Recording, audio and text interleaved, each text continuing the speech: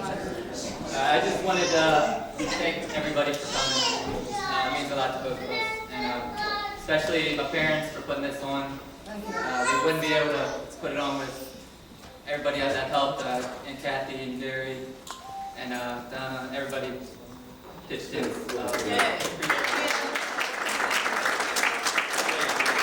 Everybody has contributed something to this wedding, and we just couldn't do it without you. We're so humbled by everyone taking part in this and being there for Jonathan and I, and really supporting us and just encouraging us. And as we start our lives together, we're very thankful. I didn't mention Miss Jerry, but I wanted to her to elaborate on this. The wedding wouldn't be happening without Mr. John and Miss Dale. We're just so thankful. We have a really great support system. We have so many people that love us, and it's really just overwhelming, the feeling of love. And we're just so excited to celebrate tonight and tomorrow with each one of you. So thank you so much for taking part in all of our wedding festivities. It wouldn't be anything without each one of you. So we appreciate that. Here. I got through that without crying, so I'm moving up a little bit. I asked my brother to say a few words on behalf of my family, so I'll let Dougie take the floor. Of course, I didn't turn that opportunity down. So when Skylar asked me to say a few words, I started to do some thinking, and I thought about John the most. And what I started to do is I wanted to put together a few notes about what I thought about John, and came up with a couple short pages here. But first and foremost, he's smart. He's very funny. Good looking. Good. I couldn't read his handwriting.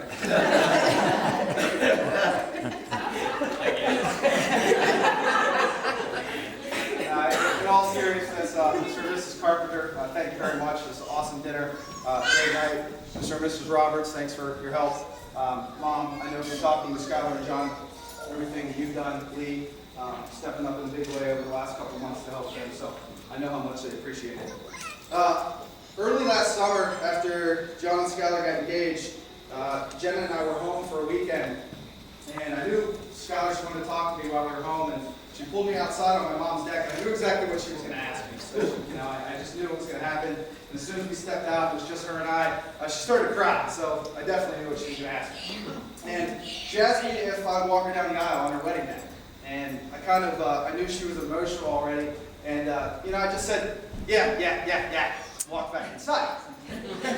One, I didn't want to get emotional, and two, that's just how I am. I don't let too much bother me, whether it's good or bad. But over the last couple of weeks, I started to think about this a lot. And I have to be honest, for the first time in a long time, I'm a little nervous and I'm a little scared about tomorrow. And it's not because I'm scared of getting emotional. It's not because I'm scared of crying in front of you guys tomorrow. I don't think we're going to trip. But I have some big shoes to fill. And that's really hit home. For those of you who knew my dad, and a lot of you in this room did, you know how big those shoes are to fill. They'd be the funniest shoes in this room. They'd be the happiest shoes. They'd definitely be the best looking shoes. That's for sure. So John and I did the best we could to pick out matching shoes for tomorrow, just to try to live up to his expectations. But I really started to think about what it means tomorrow. And I want John and Skylar to know, to have the honor and the opportunity to do this for them tomorrow. It means the world. It truly, in my 31 years, is going to be the greatest honor of my life. My baby sister's getting married. And the baby in the family, Lee's right there, she thinks the world of you. The baby in the family, for those of you who are the babies in the family, that's a pretty special thing. I'm sure she can attest that it didn't maybe always seem that way. Lee and I did a lot to make that very difficult on her. But I think as we got a little bit older, we also showed what it means to have a younger sibling. And you know that Lee and I have your back no matter what. To have your back in this way tomorrow, I only hope that I can step into those shoes and fill them well. Certainly not trying to replace them. John, I don't really need to sit here and tell you how I feel about you. It's more than my baby sister marrying John. and gaining a brother, as I've talked about a couple times. It's my baby sister marrying one of my very best friends, and I mean that. The last time I said that, we were on a boat in the middle of the Gulf Coast. But I meant it then, and I mean it now. So again, Skylar, I appreciate you giving me the opportunity to speak on behalf of the family, because I know I can speak for Dad when I say he'd be incredibly proud of you, the woman you are. I know I speak for Lee and how proud she is of you, and I know I can speak for Mom, Grandpa, the aunts and uncles, and everybody who's here, because you've become a wonderful young woman. You have a wonderful guy, and I know you guys are going to have an awesome, long and happy life together. And for me to be a part of it tomorrow, it really means the world to me. So I'm honored, and I can't wait. So thank you guys.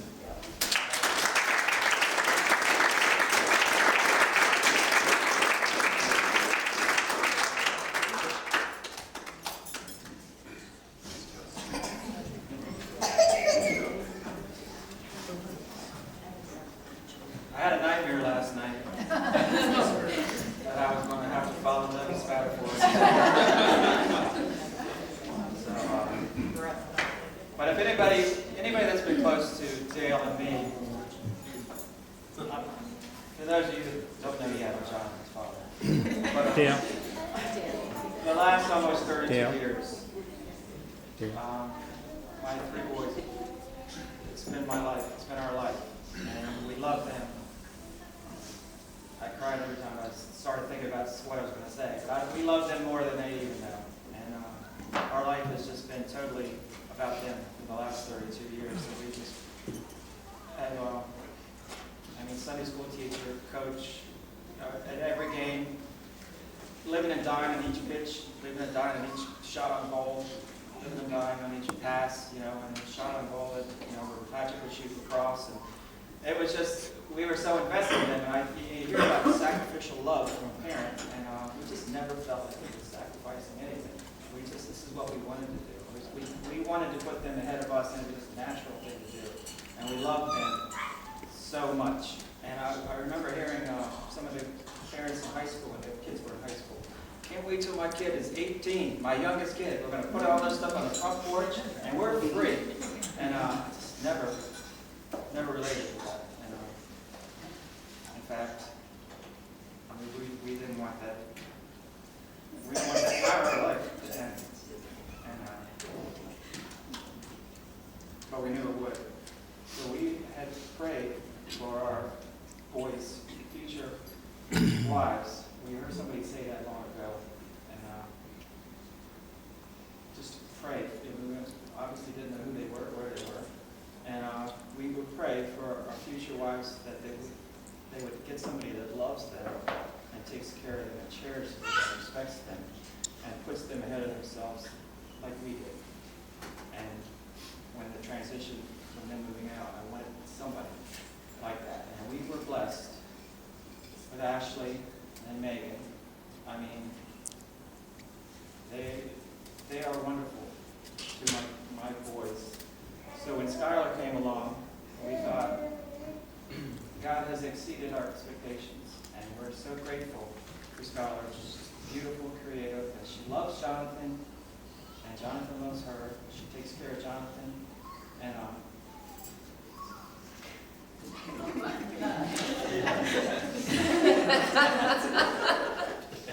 most of the time.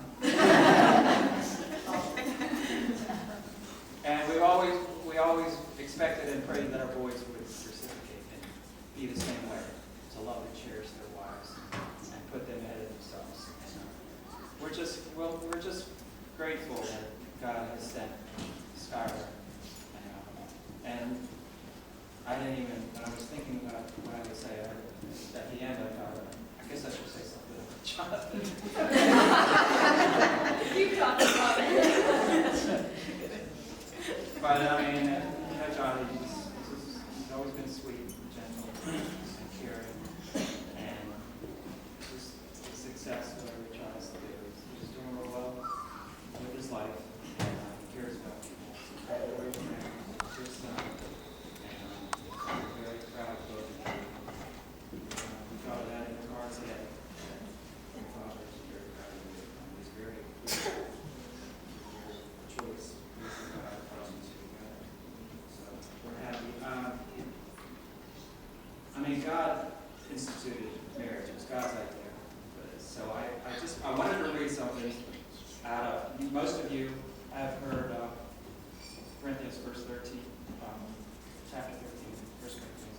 at a wedding, and when some of us have heard it so much, it's when somebody starts to read, you know, it's like, and tune out. But God has a lot to say about marriage, and I get on my high school Sunday school class sometimes because I'll have my Bible and they'll pull out their smartphones, and which is pretty effective.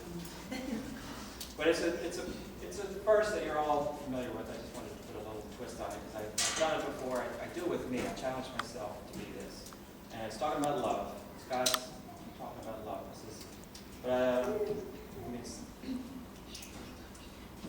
It's Skylar and Jonathan.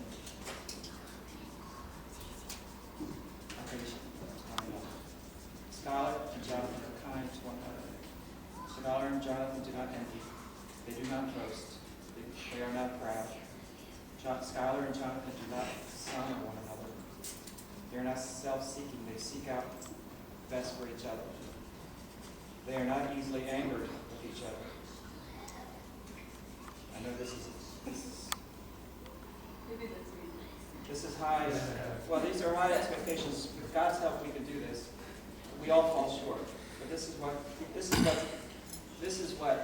brings success in a marriage. Skylar and Jonathan keep no record of wrongs. They do not delight in evil, but they rejoice with the truth. They always protect one another. They always trust one another. They always hope, and they also persevere. There's going to be some tough times in marriage. You know, get a witness, and then you probably experience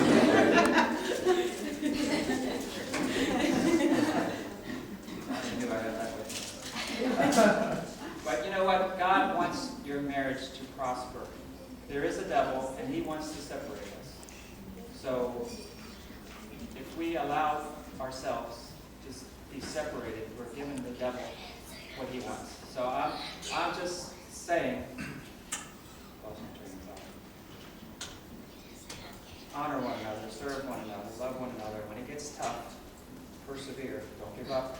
It'll make your marriage even stronger. Too many people go the other way, and just be ready for it. Because tough times come in marriage. But I think you have a very loving support system. And so we're very happy once again. I'm just very happy to get another book. I wasn't going to get into all that last part.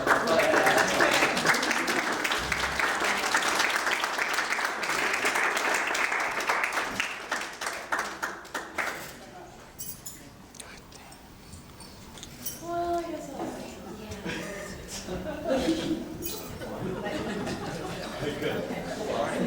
There are bathrooms downstairs, and there's one right to the kitchen, too. We're going to have something else that's coming, but music, dessert, eat more food, drinks. I don't get nervous. John, excuse me. Does this mean there's 4 minutes left? Because I see 149, I see 16, I see 3 now. So is that 3 left? Because you'd said 19 before, it makes sense. So it goes up to 19. Okay, but the 3 minute means there's 3 left. Correct? Okay. So the new one I put on is going to have what?